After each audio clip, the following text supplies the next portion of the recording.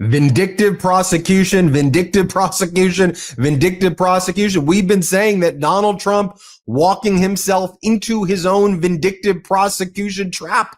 Dude's trapping himself as it relates to this vindictive prosecution of James Comey, but not just James Comey, all of these political adversaries that he's very publicly and, yes, you guessed it, vindictively demanding that the Department of Justice prosecute.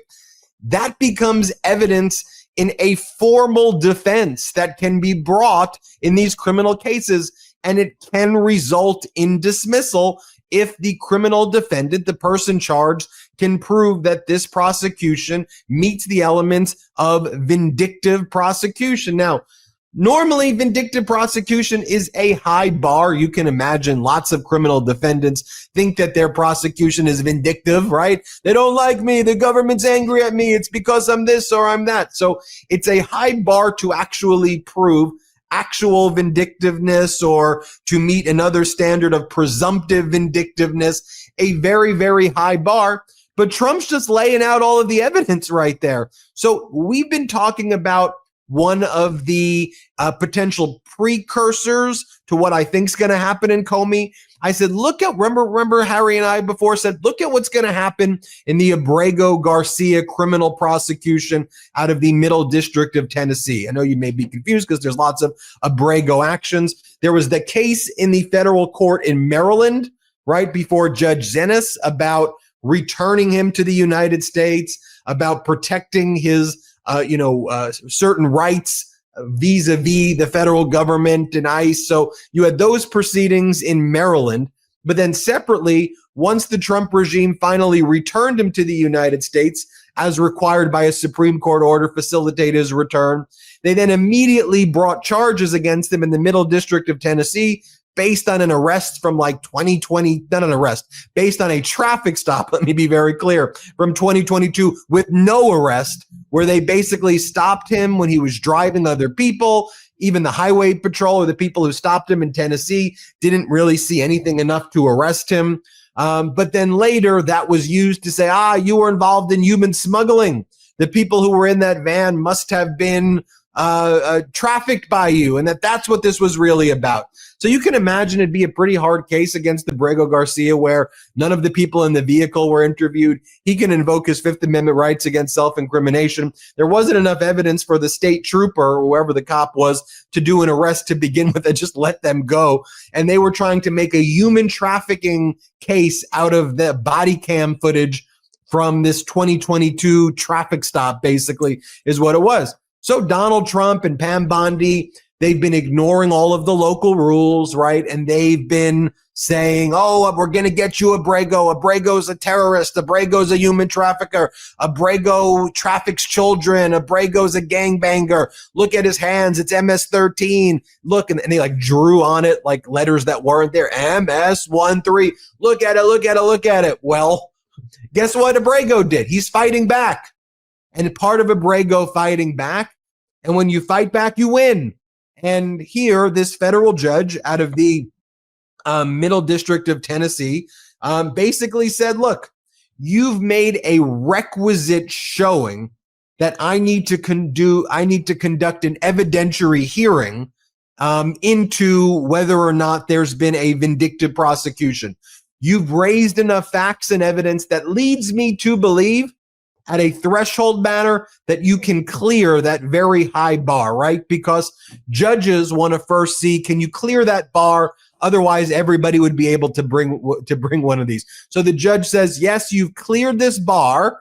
Now I'm going to do an evidentiary hearing. That means we're going to bring in all of these Trump officials, and you get to do discovery on this issue. And the judge points out all of Donald Trump's social media posts, all of the statements by Pam Bondi, all of the statements by the Justice Department officials, all of the statements by Attorney General Todd Blanche.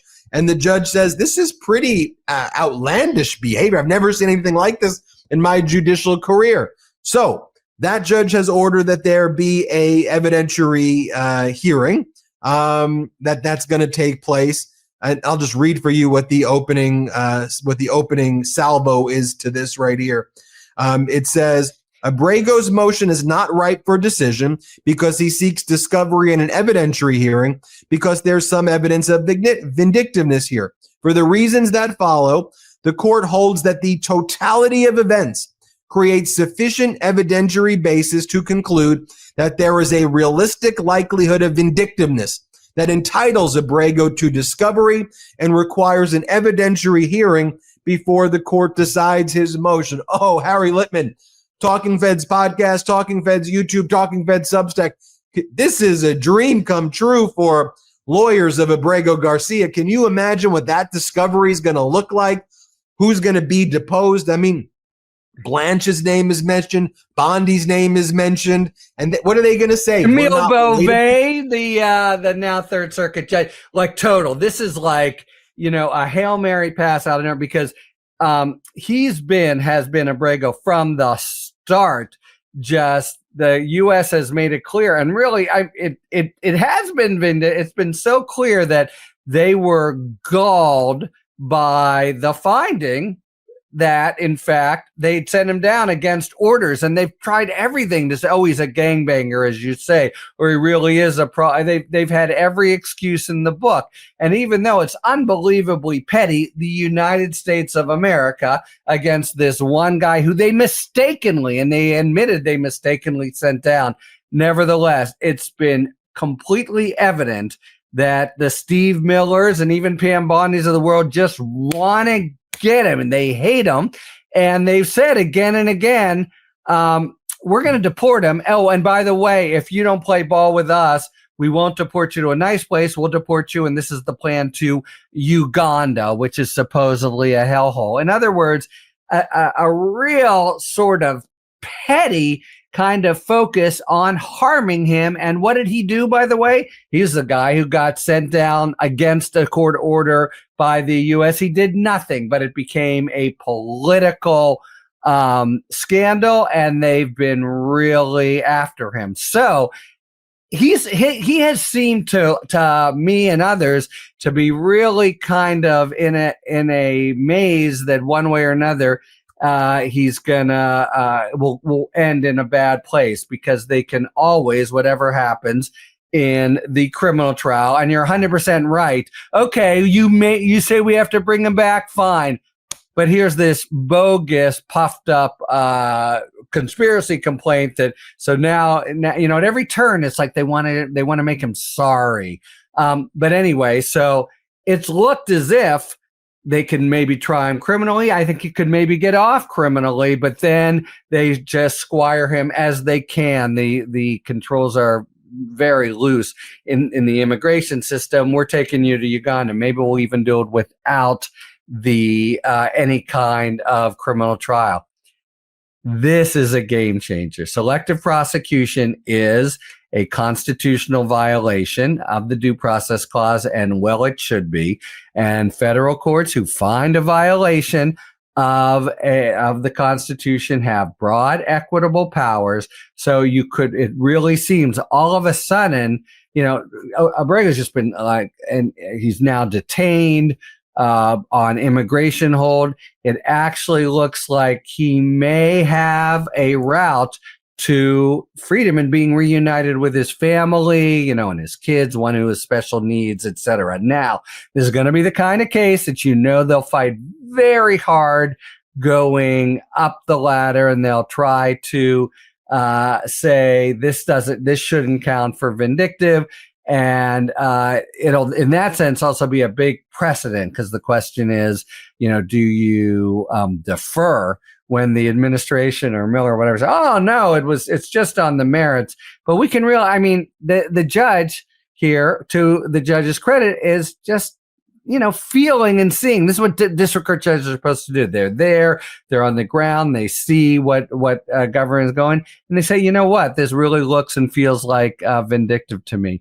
And yes, you're 100% right. What they ordered, this could also happen in Comey, is discovery. And discovery of what? Well, it's everything we've been, wait, how did this guy come to be criminally, you did this sort of secret grand jury move. Let's hear about that. Who talked about, who said what to whom? And they'll try to say executive privilege. Well, fine. Let's hear what Bondi said to Blanche, what Blanche said to Beauvais, etc. So this has the risk for them of laying bare what has obviously been a completely crass political strategy that has nothing to do with doing, justice or enforcing the laws, but how do we, screw them? And those are going to be depositions or interrogatories or whatever that Pam Bondi and Todd Blanche, not to mention the President of the United States, are going to want to try to avoid in the worst way. And so you're going to see fights along those lines. And there's also another remote possibility, but the landscape looks so much better for Abrego than it has today than it has at any time since March 15th. They may get in a position where we'll just drop the whole thing rather than let Bondi and Beauvais and Blanche be deposed. So this is quite a turnabout. Unless they get countermanded from on high, and they shouldn't, the right remedy should be do the deposition and complain about it later. This could actually be the kind of successful Hail Mary that Abrego's been, somehow praying for. How about Abrego Garcia? I mean, when history is written, this guy is, hanging in there, and it would be, remember, the Trump regime said to him, we'll let you go to Costa Rica. You can live out your life there, have a great rest of your life. You just have to say that you did the human trafficking that we accused you of. Just tell it, and we'll make this all go away. And he said in front of the United States government, no, I'm fighting this. And I think it's an important message to everybody out there as you watch massive, powerful law firms capitulate, billion-dollar, trillion-dollar market cap corporations capitulate. You see people like Abrego Garcia. You see people like E. Jean Carroll. You see people who stood in there. They win. You win when you go the distance with this guy, and you're able to expose what's going on. That's, I think, a big lesson of this too. Harry Litman, Talking Feds YouTube, Talking Feds Substack, and the Talking Feds podcast. Thanks, Harry. Thanks, Ben. Thanks for tuning in. If you enjoyed this video and other Talking Feds content, please take a second to like and subscribe. Talk to you later.